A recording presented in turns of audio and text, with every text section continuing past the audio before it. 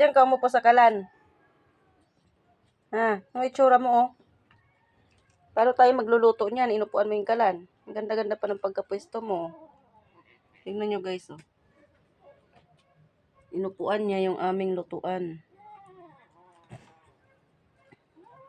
Hindi mauling na yung lubot mo, dira. Mauling na yung lubot, dira. Isindihan na lang kita sa ilalim. Dito. Sindihan kita dito. Ha, garong. Uy. Ang ganda ng upo dyan sa kalan. Tingnan nyo, guys. Oh. Malas ka na dyan, magsasaing na tayo. Aking mga alaga, guys. Yung ibang mga payatot na.